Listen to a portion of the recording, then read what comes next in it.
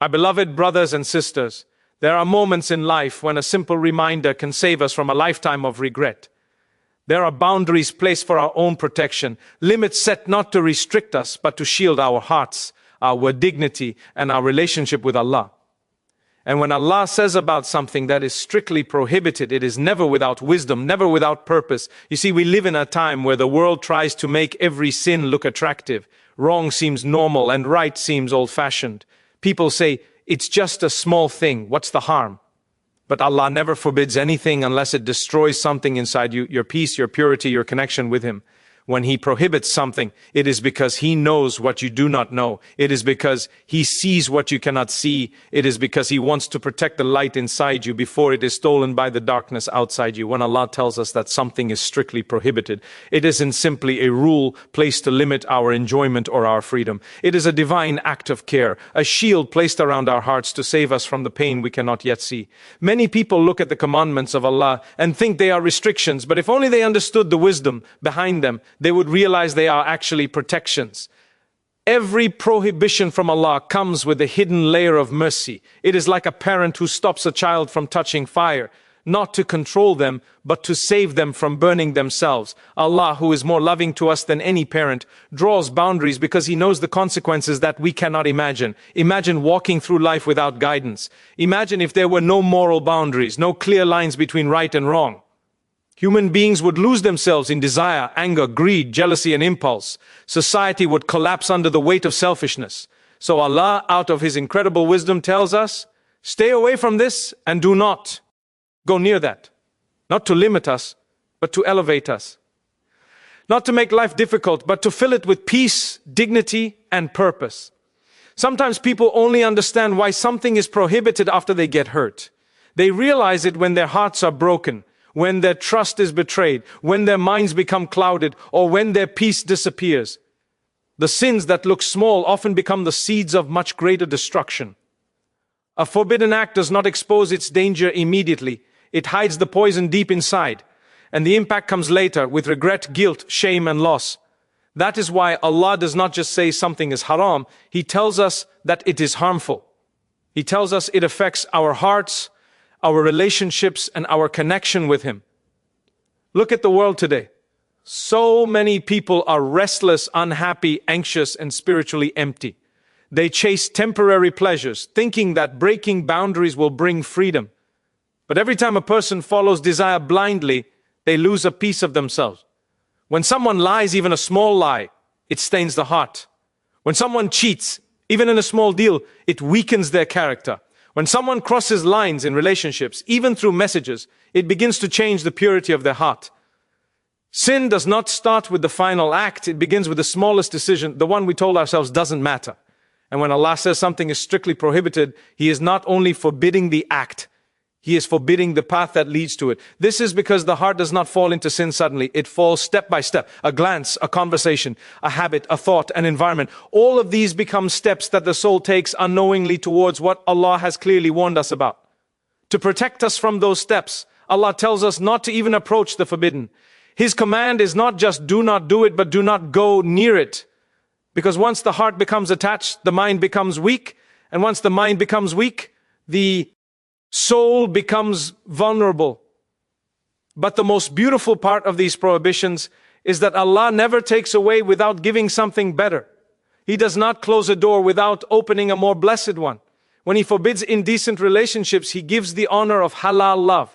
When He forbids dishonesty, He gives the sweetness of a clear conscience. When He forbids jealousy, He gives the peace of contentment. When He forbids intoxicants, He gives clarity of mind, safety, dignity, and honor.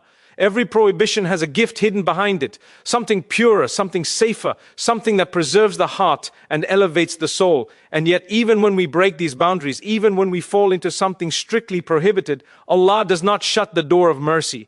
He allows the heart to return, the soul to rise, and the mistakes to be washed away. The one who disobeys but then turns back to Allah with sincere regret becomes more beloved than the one who never sinned but feels proud. Falling does not ruin you. Staying in the sin does. Allah's mercy is always greater than your failure, and His forgiveness is always closer than you think. Every major sin that destroys a person's life starts with something so small, so insignificant, that the heart barely notices it. This is why Allah, in His infinite wisdom, warns us not only about the sin itself, but about the path that leads to it. The human heart is sensitive, and it responds to whatever it repeatedly sees, hears, or feels. When a person shows their heart something inappropriate once, it gets disturbed. When they repeat it, the heart becomes familiar. And when the action becomes regular, the heart accepts it. What was once shocking becomes normal. What was once clearly wrong becomes something we justify. This is how small sins open the door to major sins. People often say, it's just a small message, or it's just a little lie, or it's just a private thought that harms no one. But the greatest tragedies begin with just. Shaitan does not invite anyone to commit a major sin immediately. He works slowly, quietly, gently. He decorates the first step, making it look harmless. He whispers that it won't lead to anything. He convinces you that you can control yourself. And once you take that first harmless step, the next becomes easier, and the next becomes even easier, until you reach a point where the sin feels natural. Imagine someone taking a single step toward a cliff. One step won't throw them off, but taking one step makes the second step easier, and every step brings them closer to the edge. When they finally slip, they say, "How did I fall?" Forgetting that the fall began with the very first step. This is exactly why Allah warns us clearly, do not approach sin, not do not do it, but do not even come near it. Because approaching it makes you comfortable with it, and comfort leads to attachment. Look at the story of many broken friendships, damaged hearts, and destroyed homes. They rarely begin with a major act. They begin with something tiny, a casual conversation that should have been avoided, an inappropriate joke, a glance that lasted longer than it should have, a complaint shared with someone who is not a spouse, a secret that should have been kept private.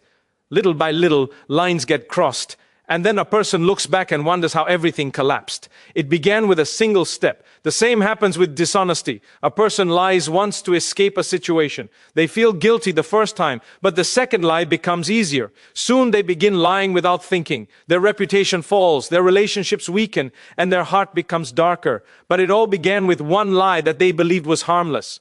Jealousy works the same way. A person sees someone blessed and feels a tiny discomfort. Instead of making dua, they feed the feeling. It grows into resentment, then into bitterness, then into hatred. Suddenly, they can no longer stand the success of others. They lose peace. They lose gratitude. They lose their connection with Allah. But it began with one small feeling that they allowed to grow. Even spiritual decline does not happen overnight. A person misses one prayer, then two, then three. The guilt fades, the heart becomes heavy, the soul becomes distant. But it all started with one missed prayer taken lightly. This is why small sins are dangerous, not because of their size, but because of their ability to grow. Allah warns us about approaching sin because He knows our nature. He knows how the mind justifies things. He knows how the heart becomes attached. He knows how desire slowly blinds a person. And out of love, He places barriers before we even reach the point of destruction. His warnings are signs of His mercy. He tells us not to go near the fire so we never get burned. The saddest part is that many people only understand this truth after the damage is done, after their peace is gone, after their relationships break, after their heart feels distant from Allah. They look back at the beginning and say, if only I had stopped at the first step. But that first step is the easiest to control. That is where you have strength. That is where you can turn back quickly. The beauty, however, is that even if someone has taken many steps towards sin, Allah still allows them to return. The moment the heart realizes it is drifting, the moment a person sincerely turns back, Allah wipes away their path and pulls them back into His mercy. Repentance is the rope that saves a person from falling off the cliff. Staying away from what Allah has prohibited is not just about avoiding sin, it is about protecting your peace, your dignity, and your relationship with your Creator. Many people think that when they leave something haram, they are losing out. They believe they are sacrificing happiness or missing out on life, but the truth is the complete opposite. When you walk away from something forbidden, you are actually choosing a cleaner heart, a brighter path, and a life that is supported by the blessings of Allah. Nothing you leave for His sake is ever truly a loss. There is a quiet type of happiness that only comes to those who stay within the boundaries set by Allah.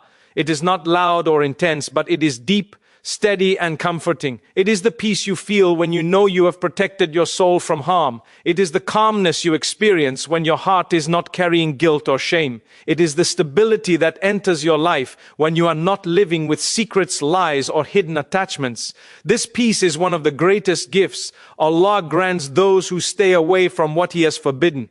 Every act of obedience brings light into the heart, and every act of disobedience brings a shadow. When you avoid the forbidden, even when it is tempting, you are strengthening your heart's connection with Allah. You are telling your soul that His pleasure matters more than your desires. You are choosing faith over impulse, and that choice itself attracts divine help. Allah promises that whoever gives up something for His sake, He will replace it with something better. Sometimes the better comes in the form of inner peace. Sometimes it comes as protection from future harm. Sometimes it comes as a beautiful relationship, an unexpected opportunity, or a blessing that arrives when you least expect it. Allah never lets a sacrifice go unnoticed.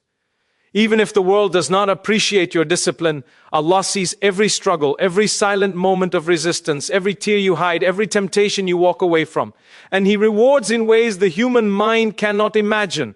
When a person stays away from haram relationships, they protect their heart from emotional destruction. They save themselves from betrayal, heartbreak, guilt, and spiritual heaviness. Allah replaces that with dignity, self-respect, and the possibility of a pure halal love.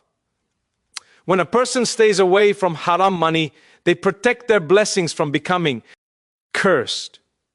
Their income becomes a source of barakah instead of burden. When a person avoids gossip, jealousy, and hatred, they protect their character from becoming corrupted. Allah fills their heart with compassion and clarity.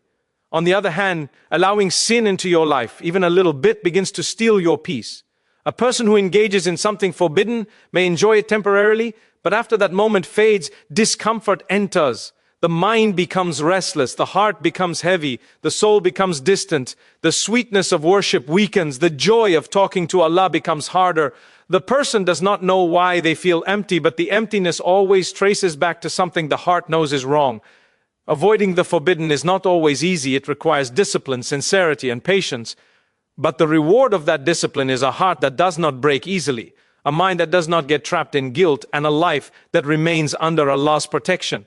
Staying away from sin builds a barrier around your soul, a barrier that keeps pain and regret outside your life. And even if someone has fallen deeply into what is forbidden, Allah does not abandon them. He leaves the doors of mercy wide open. The moment a person sincerely turns away from sin, Allah turns toward them with forgiveness. No matter how many times they have failed, they can still rise. No matter how dark their past, they can still become someone beloved to Allah.